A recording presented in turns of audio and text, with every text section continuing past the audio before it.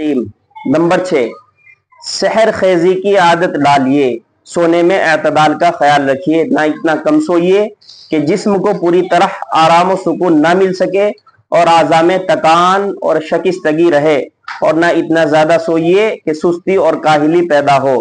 رات کو جلد سونے اور صبح کو جلد اٹھنے کی عادت ڈالیے۔ ہم اس کا بالکل الٹا کر رہے ہیں، رات کو تاخیر سے سو رہے ہیں، دیر سے سو رہے ہیں، اور صبح کو دیر سے اٹھ رہے ہیں، نمازوں کا خیال نہیں ہے۔ جو بچے جلدی سوتے ہیں نا، ان کی صحت ہمیشہ اچھی رہتی ہے، 11 بج گئے 12 بج گئے پتہ ہی نہیں، گھڑی کی طرف توجہ ہی نہیں، اور صبح کو پھر جب امی کہہ رہی ہیں کہ نماز کے لیے اٹھ جاؤ، اس وقت کیا ہو رہا ہے؟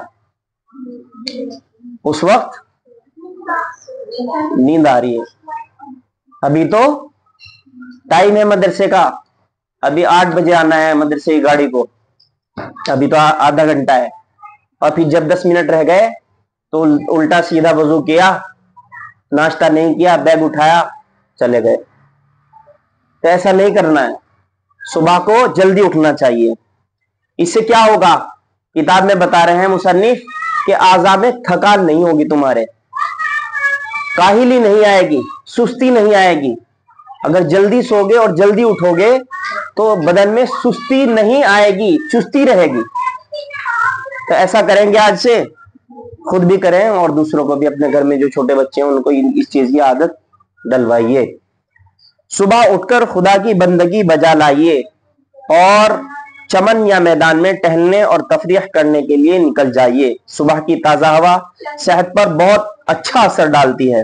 روزانہ اپنی جسمانی قوت کے لحاظ سے مناسب اور ہلکی پھلکی ورزش کا بھی اہتمام کیجیے۔ نبی صلی اللہ علیہ وسلم باغ کی تفریح کو پسند فرماتے تھے اور کبھی کبھی خود بھی باغوں میں تشریف لے جاتے تھے۔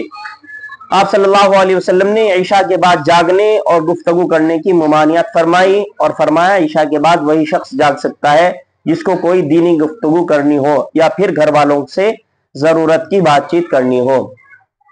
اور ہمارا تو کھانا بھی عشاء کے بعد، پھر کھایا، پھر وہیں کے وہیں لیٹ گئے، سو گئے، پھر کھانا اچھی طرح ہضم نہیں ہوا، صبح کو اٹھے تو پیٹ صاف نہیں ہوا، وہیں سے پورا کا پورا نظام خراب ہو جاتا ہے۔ جلدی مغرب کے بعد کھائیے، نماز سے پہلے کھائیے، اور عشاء کے نماز کے بعد ادھر ادھر کی باتوں میں، موبائل فون میں، ٹی وی میں بات چیت کرنے میں اپنا وقت ضائع نہیں کرنا چاہیے۔ اگلی بات جو انہوں نے بتائی ہے، آدمی کے چہرے کی رونق اور کشش جاتی رہتی ہے۔ اس وجہ سے اگر دیر میں سویا اور جلدی اٹھنا پڑ گیا، جب دیر میں بھی اٹھا تو آدمی کی رونق چہرے کی چلی جاتی ہے، اور آدمی پر فقر و افلاس کی مصیبت نازل ہوتی ہے۔ اس کے گھر میں فقیری بھی آتی ہے، جو دیر تک سوتا ہے اور دیر میں سوتا ہے۔ جلدی سونا ہے اور جلدی اٹھنا ہے۔ اور ایک بات اس کتاب سے میں الگ بتانا چاہتا ہوں، وہ بات یہ ہے کہ یہ چشمہ ہے نا، یہ اگر ہم زیادہ دیر تک موبائل فون استعمال کریں یا اچھی کہیں روشنی نہ ہو اس میں کتابوں کا مطالعہ کریں یا اپنے کھانے پینے کا خیال نہ رکھیں، یہ تب لگتا ہے۔ اگر ہم اچھی روشنی میں پڑھائی کریں، کھانے پینے کا اہتمام کریں اور جلدی سونے اور جلدی اٹھنے کا اہتمام کریں، اور پھر سرما لگائیں سوتے وقت، جو سنت بھی ہے، مسواک کریں، تو اس سے ہماری آنکھوں کی روشنی باقی رہتی ہے۔ یہاں یہ بات بتانا اس لیے مقصد تھی کہ اس میں ایک بات یہ بھی ہے کہ جو انسان جلدی سوئے گا اور جلدی اٹھے گا تو کافیہ جلدی اٹھے گی یا دیر میں؟ جلدی اٹھنا ہے، نماز سے پہلے اٹھنا ہے، بلکہ نماز سے پہلے اٹھ کر کے قرآن کریم کی تعلیم ہو جانی چاہیے۔ نماز کے بعد تو مدرسے آنے کی تیاری، ٹھیک ہے۔ ایک اور چیز جو اس میں آگے کتاب میں بتائی ہے، وہ لڑکیاں تو نہیں کر رہی، لیکن ہمارے بھائی جو ہمارے کلمہ شریک بھائی ہیں یا ہمارے بستی کے بھائی ہیں، وہ اس چیز میں بہت ملوث ہیں۔ اس میں انہوں نے بتایا نشہ آور چیزوں سے بچیے۔ جہاں دیکھو وہاں نوجوان لڑکے نشہ کرتے ہوئے نظر آ رہے ہیں، नौजवान लड़कों ने अपनी जिंदगी तबाह कर ली।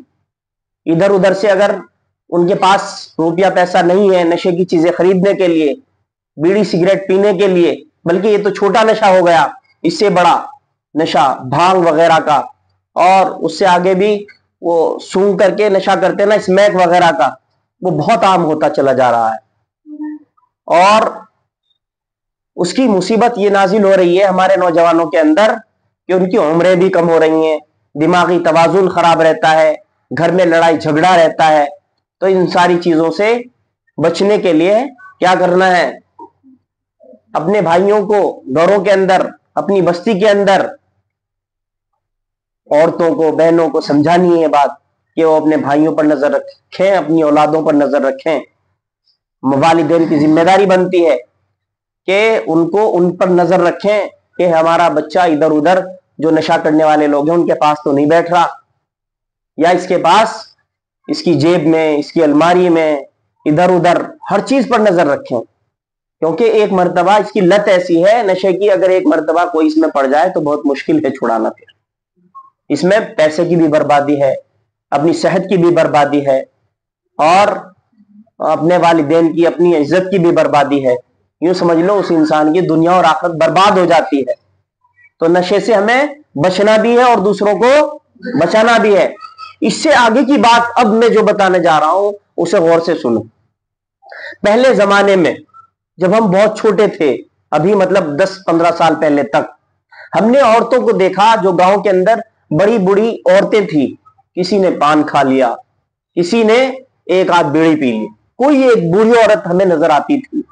लेकिन अब हमने देखा है कि जो जवान औरतें हैं, बहुएं हैं, जो अभी तक बूढ़ी नहीं हुई, जिनकी उम्र 40-45 साल है, वो भी, और फिर दिलबाग कोई औरत खाती हुई नजर नहीं आती थी। लेकिन मैंने अपनी आंखों से इस चीज का मुशाहिदा किया है, देखा है मैंने कि एक औरत वो दिन में को 10-10, 20-20 दिलबाग वगैरह खैनी जो होती है वो खा रही है। और पान में भी वो बड़ी बूढ़ी औरतें बहुत कम डालती थी तंबाकू वगैरह, और आजकल की औरतें जिसकी कोई लिमिट ही नहीं है, इतना ज्यादा नशा कर रही है। फिर ये बताओ, गांव की कहावत जो है कि जो खारदार दरख्त होता है उस पर कांटे ही लगते हैं, तो उस औरत की औलाद कैसी होगी? फिर उसकी कोख से जन्म लेने वाले लड़कियां कैसी होंगी? फिर वो तो इससे भी आगे का नशा करेंगे। तो अल्लाह ताला हम सब की हिफाजत फरमाए, हमारे भाइयों की हिफाजत फरमाए, और हमें इन बातों पर अमल करने की तौफीक अता फरमाए।